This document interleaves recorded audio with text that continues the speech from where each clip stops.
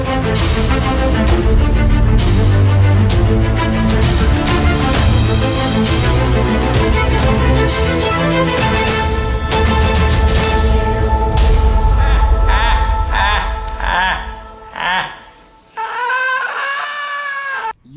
what is going on, guys? It's Leddy. Yo, welcome to So Serious Gaming, and here I am with another build video, and this one is for you solo guys. This one's kind of for you guys that just want to come in the DZ, you want to farm, and you know, if you get jumped, you want to have a chance to try and survive. So this one's kind of for you guys.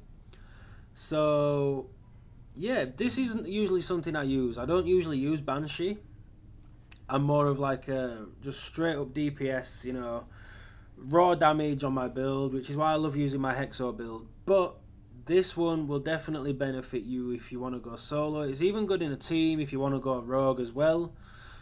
But this one was kind of made more in mind for the solo guys. So, as you can see, I'm using 3-piece Banshee, 2-piece Tactician with a Ninja Bike. So obviously you get the 4-piece Banshee. So you get looted DZ funds, which, you know, if you're farming, it's going to help. You know, that's going to be handy for you if you're farming for gear in the DZ. 10% damage to targets out of cover, which also applies to NPCs because it's a target and it's out of cover. In most PvP situations, the players are out of cover. So, you know, the 10% damage to targets out of cover is active in PvP about 99% of the time. And then the Banshee, while rogue, all ammo completely refilled for every 30 seconds. Damage taken from non-rogue players reduced by 10%. Which, when you're solo, that extra 10% damage mitigation, or you know, reduction in damage taken, is really helpful when you're solo. Plus, you've got the 10% damage to targets out of cover, and you're constantly restocking ammo, so it's handy. But when you're solo and you're wanting to farm and you want that bit of defense, you get a 10% damage increase on rogues. And if you die to those rogues, it is increased to 20% for 10 minutes. So essentially you have 30% extra damage on rogues if they kill you. Which means you can come back, you can hit them hard as hell, and you know, you've got a chance of taking them down and getting your loot back. So, and then of course when you're using the Tactician, you're getting 15% skill haste plus 10% skill power, which adds to your survivability and basically just helps to keep you alive. So we'll start with the guns. The guns that I am using are responsive. It's my Elvoa with responsive, deadly, competent. Base damage of 20.2k, but you have to remember that doesn't take into account the 10% damage to targets out of cover, which is multiplicative. It's not additive, it's multiplicative. So it's an even bigger increase than if it was just to add 10%. And then the NP5 I'm using is, it has determined and skilled. And the reason I have determined and skilled is because if I use this to clear out NPCs, you know, if you say your greens popped and you managed to get away and survive, use your NP5 to kill any like mobs of NPCs that you can. And this will help bring it back. So you have determined, kill a target. Killing a target reduces all skill cooldowns by 7.5%.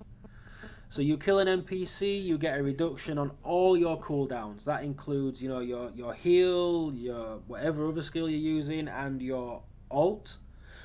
All get a reduction of 7.5%. Then if you kill that NPC with headshots, so if you headshot the NPC and it dies, you get an additional 5% increase on your cooldown for your signature skill.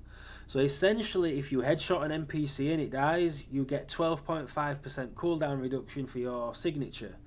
So if you just headshot NPCs, you only need to kill one mob and you've got your ult back. So, you know, that's just going to increase your survivability, which is why I'm using that. I use my NPC for my main, my Elvoa for my main damage output, and then the MP5 just to clear out little mobs when I need to get my ult back quicker. You know, so if you've got a green, you can use that and just, you know, keep it coming back. My Tactician vest, I could do with more armor. If I could get armor that was, say, closer to that, I would be better, but I had to go this way around just because I didn't have the pieces to have the firearms and electronics sort of match up the way that I want them. So I've had to go this way with it, but you know, you will get the idea, and pretty much there's not much I could do. You know, slightly better rolls here and there, mainly regarding armor. Obviously my ninja bike has no ammo capacity, which sucks, but hey, it is what it is. So yeah, this is rolled for firearms, and then obviously you want health and skill haste. You can get 9% skill haste on it, but I went for firearms because it was a pretty low firearms roll, so I just went and, you know, maxed it out as much as I can. And then ideally you want ammo capacity in the minor attributes. Major and minor attributes, those are the three that you always want when you use a vest. You know, that's all they're the best ones to have.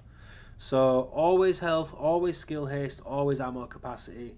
And then firearms or electronics, whichever one you want, whichever way you want to go with it, go with that. My Banshee mask is 1000 armor roll. I love this mask, dude. I'm going to try and roll the firearms a little bit more and increase it, but I just got lazy and just couldn't be bothered rolling no more. But 1250 firearms is plenty, and then it's rolled with skill power, which will help with my survivability. The knee pads, again, rolled for firearms, good armor roll, and roll to health. If you don't mind going to, you know, if you don't mind being a little bit squishier, you can roll that for skill power and give yourself a slightly stronger heal, but you don't really need to, you know. And then burn resistance, bleed resistance, and damage to elites. So if you're farming, the damage to elites will help you deal a bit more damage, but again, you know, you can always swap that out and go with shock resistance or disrupt resistance or something. You know, there's different ones you can go for. The holster, decent armor roll. The firearms, stamina, and electronics are all decent rolls, and then 7% skill haste. If you don't mind taking a hit in skill haste, you can roll for health if you want, but I would recommend that the 7,000 or 8,000 health you will get is only going to make you perhaps take an extra bullet, and it isn't really worth it. So go for skill haste, faster cooldowns, more survivability. I have tactician gloves, roll to electronics, assault rifle damage, crit hit damage, and again skill haste helps with the cooldowns. And my ninja bike is a electronics roll with crit damage and bleed resistance. Now, this was rolled to stamina, which is why I've rolled the electronics. The crit damage you can roll out for health, or you can roll it for skill power, or you can leave it with the crit damage. That's perfectly up to you. But for me, this works. You know, it works as it is for now, and if I get a better one, I can replace it. But this works for me. So the mods that I'm using, I have a firearms mod, 267 with skill haste, electronics mod with skill power. Not all my mods are rolled for skill haste because I don't need it. It's high enough. I think it's 48%, so it's high enough. I have one stamina mod with health on it, just to increase my toughness a little bit. Firearms with skill haste again, and I have first aid self heal. I have first aid self heal on here, and firearms with skill haste and 2 first aid self heal mods. The reason I'm using all self heal mods is because I want to increase how much health my heal gives me as much as possible. And also you're going to be using I'm using the immunizer. Now you can use any of them, but I personally use the immunizer because obviously it's really good. If I need to leave it on the ground, I can leave it on the ground and it will help me against any shock turrets and things like that. But I can also use it so that I can drop it, and I've got a second heal available. So if my first aid self heal is on cooldown, then I can drop my box and then break it. Some people were asking me on stream, like, what's happening with your box? Why are you getting health off it? So just in case you don't understand what I do, you know, my heal's on cooldown, right? I'm getting to low health, you know, I'm moving around. Okay, I'm low on medkits. I don't want to have to use a medkit. Put my box down, break it. As you see, I get an overheal off of it. You know, so it gives you health, and if you don't have vigorous, you still get an overheal when you do it. So, you know, if you look at the cooldown, my self heal is 21.9 seconds, and this is 15 seconds.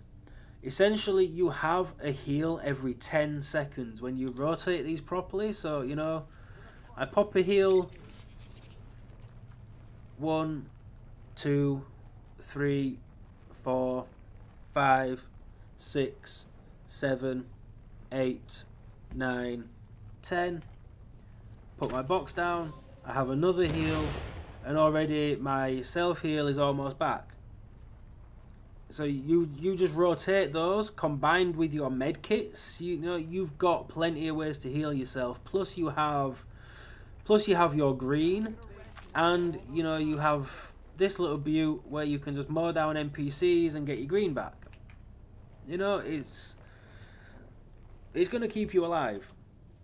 So let's have a quick look on the character sheet. As you can see, weapon damage, that's the MP5, my bad. Guys, I apologise for yawning, people. I've just finished streaming. It is like 10 to 2 in the morning, so I'm pretty tired, so I do apologise. So yeah, we're on the Elvora, and this should give me the right stats this time. So 13% crit chance, 94% crit damage. Skill haste is 48%. Army mitigation is 31.52. So yeah, that for me is the best build. If you want to go solo in the DZ, that is your best build, you know. You're still going to be able to do damage to NPCs. You're going to be able to do a lot of damage on players. And, you know, you've got plenty of survivability when you rotate in the 2 ways of healing and things like that. Is seriously going to help keep you alive. So, you know, that's why I do it. And as you can see, about 6.5k, just over 6.5k firearms, then just over 5,200 electronics, 3k stamina is about right. You know, if you go about there, you're giving yourself a good balance. You've still got good damage output. You've still got good, you know, you've still got strong enough skills, and you've got strong enough cooldowns. So, you know, it should help your survivability a little bit. I will leave, I think I've got some clips. I'll have a look. If I do, I will leave them at the end of this video so you guys can see the build in action. And yeah, as always guys, thank you for watching. I hope you find this build helpful. If you've been looking for something to help you out, go solo in the dark zone, hopefully this will help you. Thank you for watching guys. It's always appreciated. You guys are incredible. The support's amazing. You guys in the live streams are all amazing. Like, I love interacting with you guys. Make sure you hit that like button. Subscribe if you're new for more videos, live streams, all that good stuff. And yeah, man, I'll catch you in the next stream video, whatever it is. Have a great day, people. And remember, guys, when the salt starts flowing, just ask them, why so serious, bro?